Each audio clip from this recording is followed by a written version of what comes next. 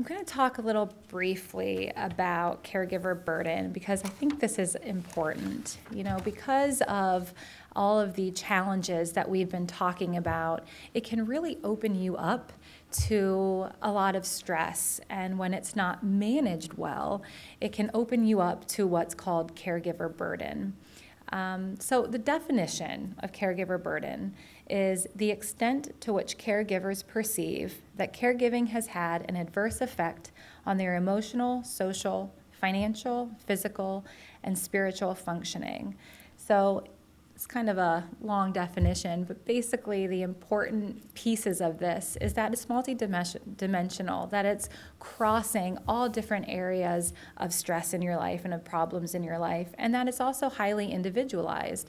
So what may be very stressful for one person may not be for somebody else, that how this plays out for somebody is different. And this is something that's frequently overlooked by healthcare clinicians. And this is, as we talked about, the focus really is often on the cancer patient. And though we recognize caregivers are a vital part of that, we have a long way to go to really include caregiver assessment and interventions as part of routine care as well. So with that being said, the National Consensus Development Conference for Caregiver Assessment has recommended assessment that we need to be taking caregivers' needs and interventions more seriously and as a part of our healthcare practice. And so this is something that I'm constantly looking out for in my practice with patients and with families, is paying attention to knowing really who are the vital members of care. So when I'm seeing a patient, who else is with you? Who's your primary sources of support? Who's bringing you to your appointments? And incorporating really the needs of both the patient and the caregiver. It's not going to work if we're scheduling appointments on a day that doesn't work for your caregiver if you rely upon your caregiver to bring you to those appointments. So it's important that we as healthcare professionals are really looking at, the support network in a person's life and taking all of those needs and those preferences into account as we make plans for care.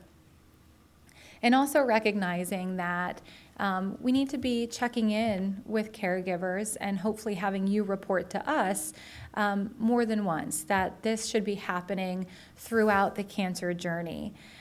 We talked about the different phases of cancer survivorship. Well, as a caregiver, your needs change throughout that cancer journey too. So we need to kind of constantly be following up and checking in to see how you're coping and how you're feeling capable in your role as a caregiver. And it's important too that we're paying attention to your own well-being and your confidence in your ability to provide care. That we need to ask the caregivers too, what are you doing to take care of yourself? What's the kind of support do you have in your life for yourself? These are important because when you're doing well, that's going to have a positive effect on the person that you're caring for. The American Cancer Society has a caregiver self-assessment questionnaire on the website. And I didn't pull it up, but I would encourage you to look that up because I think that as a caregiver, it's important for you to start to recognize what your own needs are and kind of weigh out really how you're coping with the stress in your life, given the demands that caregiving provides. And what this is it kind of leads you through a questionnaire and then you tally it up and then there's recommendations based upon where you come out of that questionnaire. So I like to hand it out every now and then and just say, hey, maybe just take a look at this. Just assess, see where you're at, just give it some thought. So some signs of caregiver burden. So it's really, when you think about it, when you're feeling completely overwhelmed and stressed, it just kind of leads to this feeling of physical exhaustion, of just feeling really depleted. Oftentimes there's some guilt when taking time for yourself. I hear that a lot of guilt wrapped up with caregiving. Maybe some resentment, feeling a little bit more critical or irritable, having a difficult time laughing or just kind of enjoying the good things in life, that's becoming a little bit more of a struggle. Feeling trapped, feeling like you don't have a choice. This can also play out with changes in your sleeping patterns, not exercising, not engaging in hobbies that you used to do to take care of yourself, feeling unappreciated, and that's kind of linked in too with the resentment that, sometimes you might resent the role that you're having to play, that you're forced into to fulfilling at the time. And then also just some low mood, feeling down, depressed, or increase in worry, and maybe even experiencing some anxiety. So you may feel a couple of these at any different time, at various times throughout the cancer journey. I think the important thing to pay attention to is when you're feeling a lot of these. When you're feeling a lot of these and it's happening at the same time, that these should really be red flags. Like, hey, whoa, we need to kind of pump the brakes for a minute and check in with ourselves to see what's going on. Maybe we need to make some changes in our life or get some additional help. Maybe we need some professional help. So they're really just things to pay attention to. Some risk factors for caregiver burden. So I put these on here, not because these are cause and effect. Certainly, if you fall into one of these categories, it does not mean that you will experience caregiver burden. But they're things that research has shown us can leave you susceptible, can make you feel a little bit more vulnerable to caregiver burden. And one of those things is being female. I think the role that our society places on female as sort of being the juggling act, the primary nurturer, that has a factor.